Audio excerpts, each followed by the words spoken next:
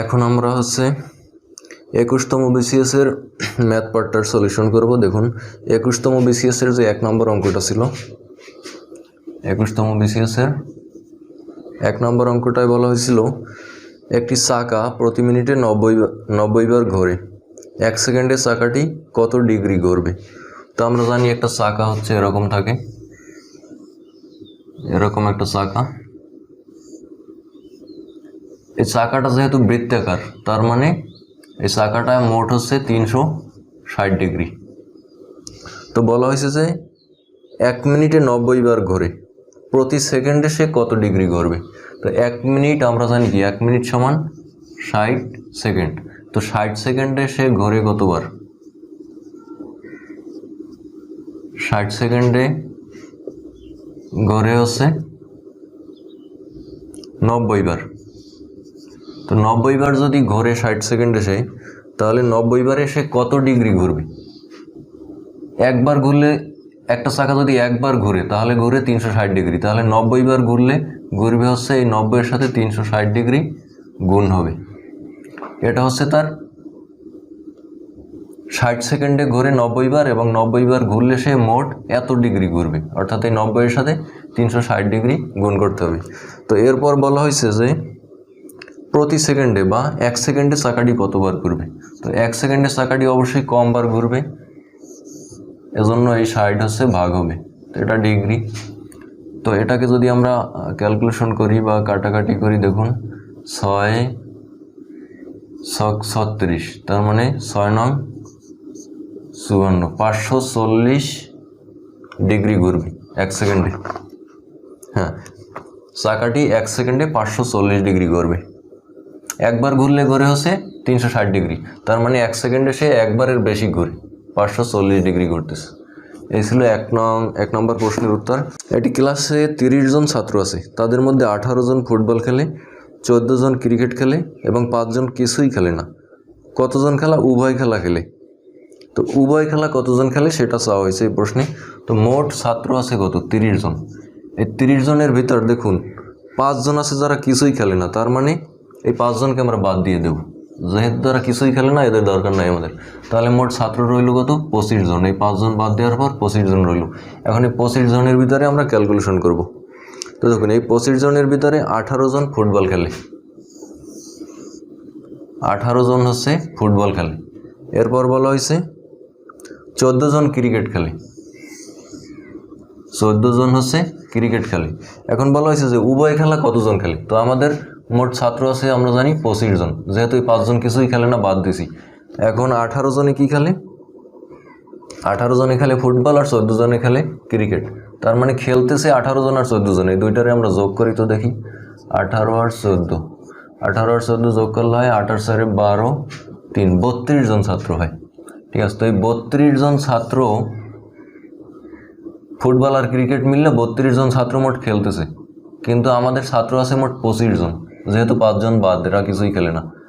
তো 25 জন, এই 32 থেকে যদি 25 জন বাদ দিই তাহলে বেশি থাকে কয়জন? দেখুন 5 7, এই 7 জন ছাত্র বেশি থাকে।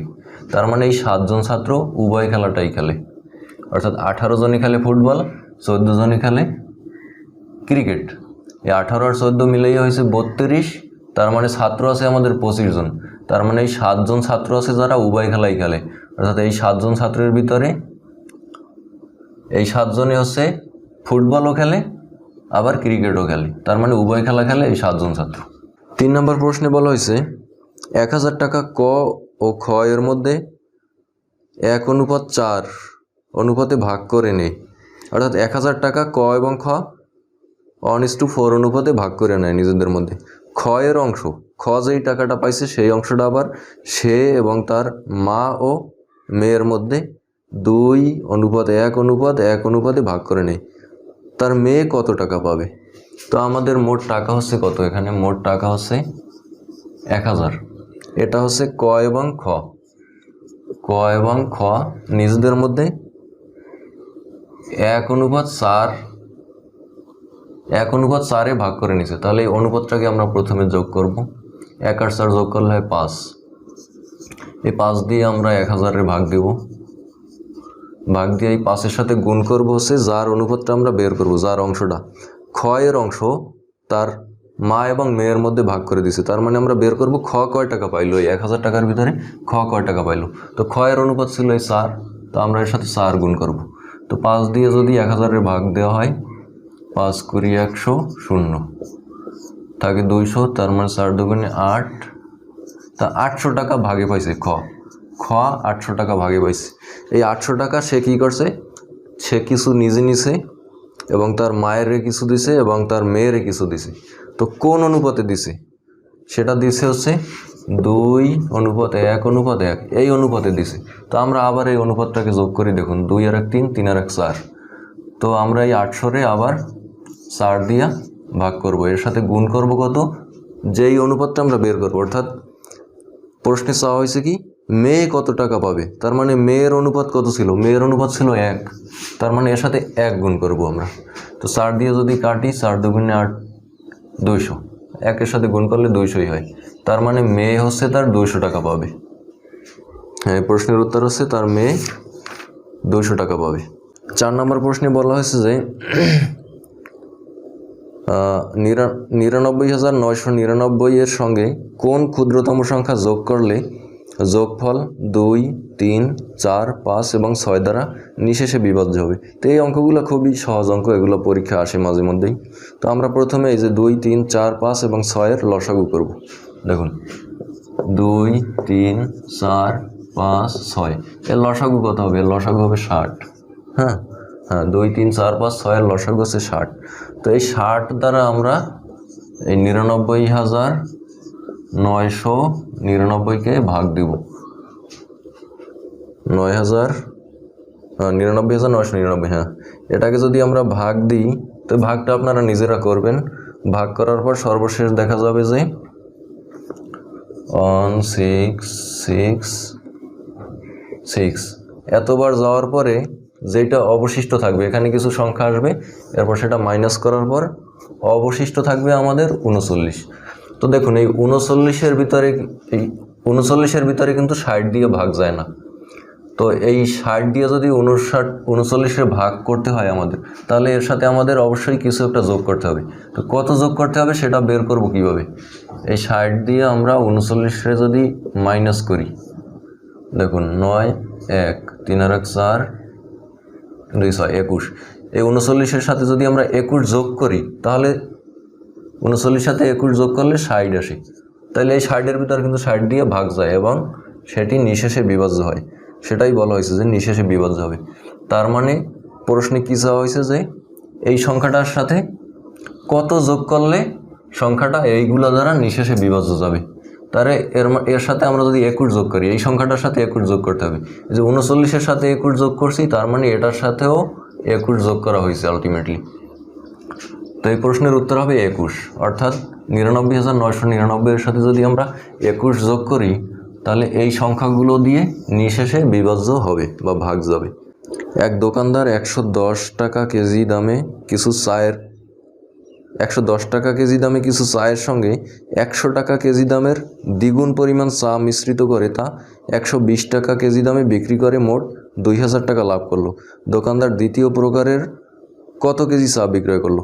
তো এখানে বলা হচ্ছে যে একজন দোকানদার কিছু চা ক্রয় করছে 110 টাকা কেজি দরে, এবং 100 টাকা কেজি দরে আবার আরও কিছু চা ক্রয় করছে, এবং সেটা হচ্ছে 110 টাকা দরে যে কয় কেজি কিনছিল তার দ্বিগুণ, এবং এই দুইটা চা মিক্স করে সে মোট 120 টাকা করে কেজি দামে বিক্রি করছে, এবং সর্বশেষ দেখা গেছে তার 2000 টাকা লাভ হয়েছে। তো এই অঙ্কটা আমরা হচ্ছে একটু এক্স ধরে করি। দেখুন দোকানদার প্রথম প্রকার অর্থাৎ 110 টাকা দরে যে চা ক্রয় করছে সেটা ক্রয় করছিল সে এক্স কেজি চা ক্রয় করছিল প্রথম। এই এক্স কেজি চা ক্রয় করছে সে 110 টাকা কেজি দরে। তার মানে এক্স কেজি চায়ের দাম কত, 110 এক্স টাকা, এটা হচ্ছে 100 এক্স কেজি চা। তো এরপর বলছে যে এক্সের দ্বিগুণ পরিমাণ চা সে আবার ক্রয় করছে, তার মানে টোয়াইজ এক্স কেজি চা ক্রয় করছে, এবং এইটা সে ক্রয় করছে কয় টাকা করে, 100 টাকা কেজি দরে। 100 টাকা, এটা টাকা হবে, 100 টাকা কেজি দরে। তার মানে এই টোয়াইজ এক্স কেজি 100 টাকা দরে ক্রয় করছে, তাহলে মোট কয় টাকা এখানে লাগছে, তার 100 দিয়ে টোয়াইজ গুণ করলে হয় কি 200x টাকা। তার মানে সে টোটাল ক্রয় করলো কয় টাকার, দেখুন এই 200x আর 110x, এই কয় টাকার সে মোট চা ক্রয় করছে। তো এই দুইটা আমরা যোগ করি, এই 200x এর সাথে আমরা যদি 110x যোগ করি কত হয় 310x টাকার সে মোট চা ক্রয় করছে। আর সে মোট কত কেজি চা ক্রয় করছে, দেখুন এখানে কিনছে x কেজি, এখানে কিনছে টোয়াইজ x কেজি, তাহলে মোট x প্লাস টোয়াইজ x সমান সমান সে থ্রাইজ x কেজি চা সে মোট ক্রয় করছে। তো আমরা এই দুইটা ফিগার আউট করলাম, দেখুন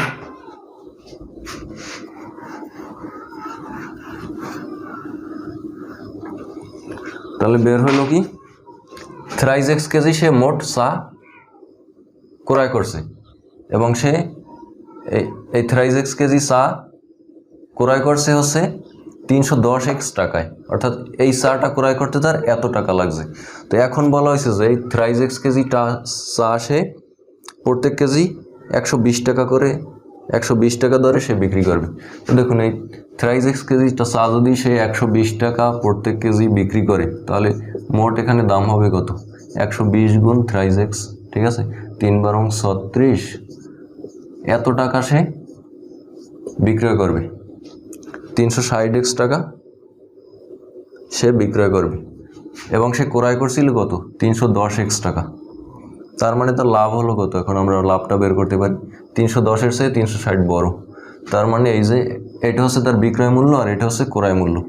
তো বিক্রয় মূল্য থেকে আমরা ক্রয় মূল্যটাকে বাদ দিই, 310x টাকা, এটা যদি বাদ দেওয়া হয় 310x থাকে কি 50x টাকা।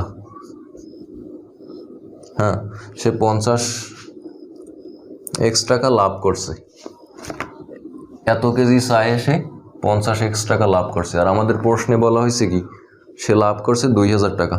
তো আমরা যেহেতু x ধরে করছি এজন্য 2000 আর বের হয়েছে না, কিন্তু প্রশ্নে বলা হয়েছে যে সে এত কেজি চা বিক্রয় করার পর তার 2000 টাকা লাভ হয়েছে, কিন্তু আমাদের বের হয়েছে 50x টাকা লাভ হয়েছে।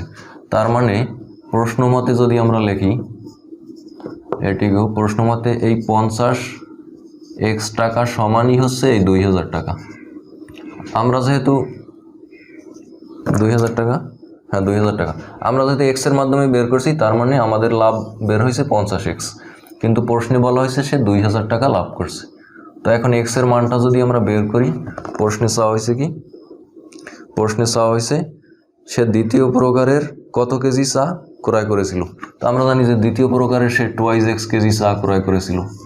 তো এখন x এর মানটা আমরা বের করি, দেখুন x ইজ ইকুয়াল টু 2000, নিচে হচ্ছে 50, 0 0 কাটা গেলে 5 40, অর্থাৎ x এর মান বের হলো 40। তো এই x এর মানটা এখানে বসাই দিলেই হয়, 2 গুণ 40 সমান সমান 80 কেজি, অর্থাৎ সে দ্বিতীয় প্রকারের চা ক্রয় করেছিল 80 কেজি, আর প্রথম প্রকারের চা তাহলে 40 কেজি হবে।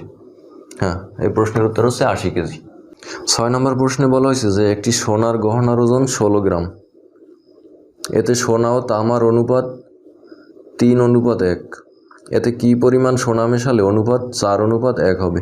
অর্থাৎ একটি সোনার গহনা আছে, এই সোনার গহনার ওজন হচ্ছে 16 গ্রাম, এবং এতে সোনা অর্থাৎ এই সোনার যে গহনা এর ভিতরে সোনা আছে কিছু এবং তামার কিছু মিশ্রণ আছে। তো এখানে বলা হয়েছে যে সোনা ও তামার অনুপাত হচ্ছে 3:1। তো আমরা এই অনুপাত আবার যোগ করব, 3 আর 1 অনুপাত যোগ করলে হয় কত 4, এই 4 দিয়ে আমরা 16-রে ভাগ দেব। এরপর বলা হয়েছে কি এতে কি পরিমাণ সোনা মেশালে অনুপাত 1 হবে। তো এখন আমরা এই যে ভাগ দিলাম, ভাগ দিয়ে আমরা সোনা আছে কতটুকু আর তামা আছে কতটুকু সেটা আমরা বের করি। তো সোনা বের করার জন্য এখানে 3 গুণ করতে হবে, 4 4 16, 3 4 12, তার মানে 12 গ্রাম আছে সোনা। তাহলে 12 গ্রাম যদি সোনা থাকে তাহলে তামা আছে কত, মোট যেহেতু 16, তাহলে 4 গ্রাম আছে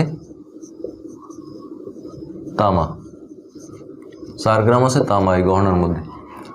16 গ্রামের গহনাটার ভিতরে 12 গ্রাম আছে সোনা, 4 গ্রাম আছে তামা।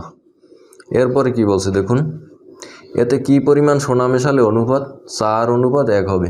অর্থাৎ এখানে আরও কিছু সোনা মেশানো হবে। তো আমরা পাইলাম কি 12:4, এটা আছে সোনা, এটা তামা। এটা সমান কি বলছে, অনুপাত হবে। এর সাথে যদি আমরা তামা যেটা আছে সেটাই থাকবে। এখানে যদি আমরা সোনা মিক্স করি, এর সাথে যদি সোনা মিক্স করি, তাহলে অনুপাতটা দাঁড়াবে হচ্ছে 4:1। তার মানে তামা যেহেতু আর মিক্স করব না, তামার অনুপাতটা কত আছে, 1 আছে। তাহলে সোনা এর সাথে মিক্স করতে হবে। সোনা যদি মিক্স করি তাহলে এর সাথে কতটুকু সোনা আমাদের মিক্স করতে হবে। এই 1 দিয়ে 4-এর ভিতরে ভাগ যায় কত, 4 বার। তাহলে এই 4-এর সাথে আমরা 4 গুণ করব, 4 ছাড়া 16 হবে এখানে। অর্থাৎ এই অনুপাতটা দিয়ে এই যেটা আর মিশাতে হবে না, তামাটা আর মিশাতে হবে না, এই অনুপাতটা দিয়ে এই অনুপাতের ভিতরে যতবার ভাগ যায়, যেমন 1 দিয়ে 4-এর ভিতরে 4 বার মোট ভাগ যায়। তো এটা যেহেতু আনচেঞ্জড, অর্থাৎ এটাকে আর চেঞ্জ করা যাবে না। তো এখানে যেই অনুপাতটা আছে সেই অনুপাতটা এই পাশে আনতে হবে। যেহেতু 1 দিয়ে 4-এর ভিতরে 4 বার গেছে, তার মানে এই 4 দিয়েও এই পাশে যে অনুপাতটা আছে 4 দিয়েও 4 গুণ করতে হবে, অর্থাৎ 4 ছাড়া 16 হবে। তার মানে এখানে আমাদের সোনা দরকার হবে 16 গ্রাম। তো 16 গ্রাম সোনা যদি দরকার হয়, আমাদের অলরেডি আছে 12 গ্রাম। এই 12 গ্রাম যদি মাইনাস করি আমরা, থাকে 4 গ্রাম। তার মানে আরও 4 গ্রাম আমাদের সোনা অ্যাড করতে হবে। অর্থাৎ 4 গ্রাম সোনা যদি আমরা অ্যাড করি, তাহলে এখানে হবে 16 গ্রাম সোনা হবে, আর তামা আছে 4 গ্রাম, সমান অনুপাত হবে 4:1। এখন দেখুন, এই 1 দিয়ে 4-এর ভিতরে 4 বার গুণ যায়, আবার এই 4 দিয়ে 16-এর ভিতরে 4 দিয়ে গুণ যায়। এভাবে যদি আপনারা দেন, রেজাল্ট সমান আসবে। দেখুন 4 ছাড়া 16, 4 আসলো, অনুপাত 1 দিয়ে 4-এর ভিতর 4 বার যায়, এটা সমান আসবে। তার মানে আমাদের 4 গ্রাম সোনা মিশাতে হবে আরও। এটা ছিল 6 নম্বর প্রশ্ন। এরপর 7 নম্বর প্রশ্নটায় বলা হয়েছে, দেখুন, একটি কুকুর একটি খরগোশকে ধরার জন্য তাড়া করে। কুকুর যে সময়ে 4 বার লাফ দেয়, খরগোশ সে সময়ে 5 বার লাফ দেয়। কিন্তু খরগোশ 4 লাফে যত দূর যায়, কুকুর 3 লাফে তত দূর যায়। কুকুর ও খরগোশের গতিবেগের অনুপাত কত? এই খরগোশ এবং কুকুরের অঙ্ক কিন্তু মাঝে মধ্যে পরীক্ষায় আসে। তো এই কুকুর এবং খরগোশ, বা এখানে যদি অন্য কিছু থাকে, যে প্রথমে লাফ দিবে, কতবার লাফ দিবে এবং কত দূরত্ব যাবে, এরকম যদি থাকে, খুব সহজ একটা সূত্রের মাধ্যমে এটা করা যায়। যেমন সূত্রটা হচ্ছে খুবই সহজ সূত্র, কুকুরের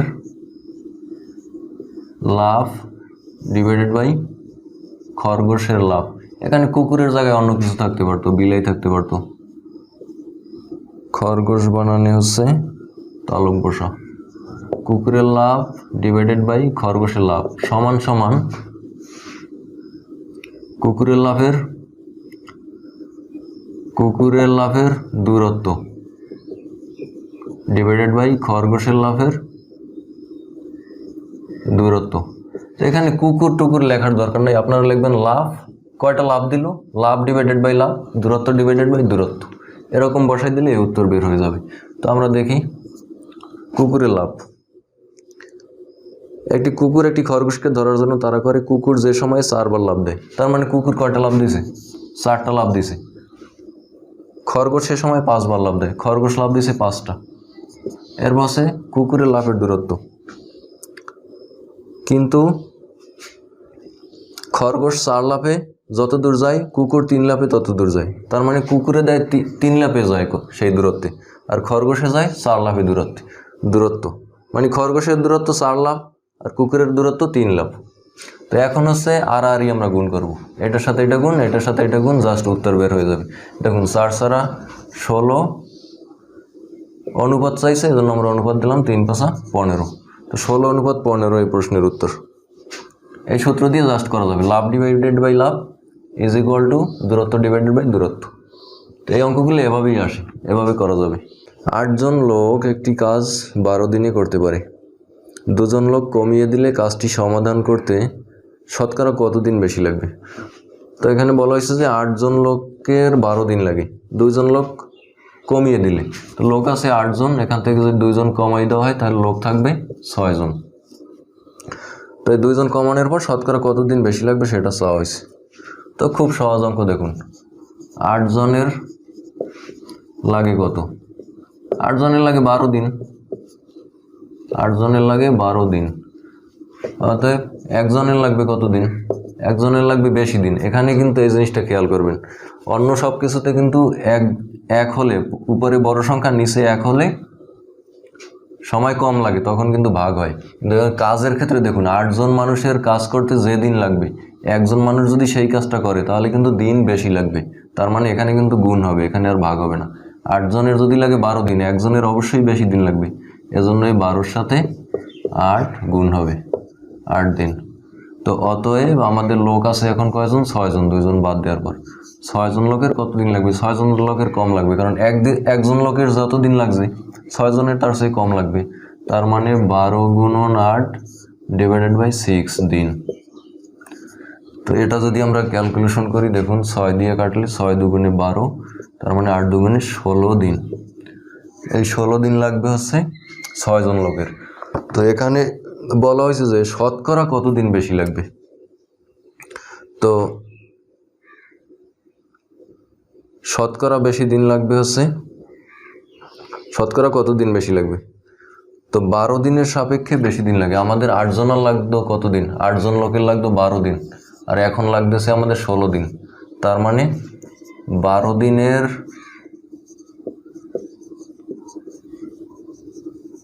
সাপেক্ষে আমাদের বেশি লাগতেছে। 12 দিনের সাপেক্ষে বেশি লাগে কয়দিন? 4 দিন বেশি লাগে। যেমন আগে লাগতো 12 দিন, এখন লাগে 16 দিন, তার মানে 4 দিন বেশি, 4 দিন। এটা লাগতেছে 12 দিনের সাপেক্ষে। তাহলে একদিনের সাপেক্ষে বেশি লাগবে কত? কম লাগবে, 4/12। তাহলে শতকরা যেহেতু বলছে 100 দিনের সাপেক্ষে আমরা বের করব, 100 দিনের সাপেক্ষে বেশি লাগবে, 100 দিনের সাপেক্ষে লাগবে। তো 4 দিয়ে কাটলে হয় কত? 3 4 12। তার মানে দাঁড়ালো কি? 100 ডিভাইডেড বাই 3। তো এইটারে যদি আমরা 3 দিয়ে ভাগ করি, আর উত্তর আসবে হচ্ছে 33 সমস্ত 1/3। হ্যাঁ, 33 সমস্ত 1/3, অর্থাৎ এটার উত্তর হবে 33.33 এরকম। তো অপশনে যেহেতু এটা দেওয়া আছে, আপনারা এটা উত্তর দেবেন। 9 নম্বর অঙ্কে বলা হয়েছে একটি সরলরেখার উপর অঙ্কিত বর্গের ক্ষেত্রফল। এই যে একটু আগে এই অঙ্ক করলাম, এর আগের বিসিএসে একটি সরলরেখা বলা হয়েছে, একটি সরলরেখা, এই সরলরেখার উপরে অঙ্কিত বর্গের ক্ষেত্রফল ওই সরলরেখার 1/4 উপর অঙ্কিত বর্গের ক্ষেত্রফলের কত গুণ? তো দেখুন, এটা একটা বর্গক্ষেত্র,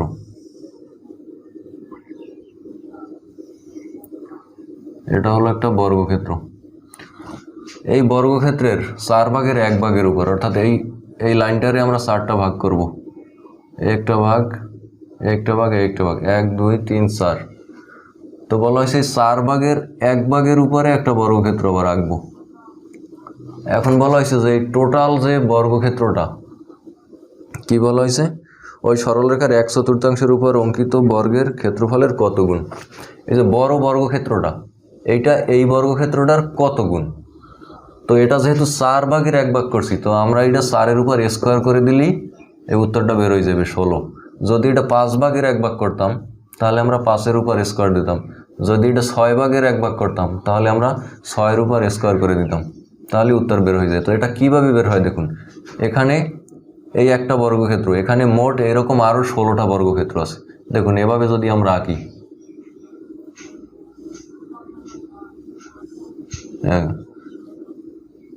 এভাবে যদি আমরা বর্গক্ষেত্র আঁকতে থাকি,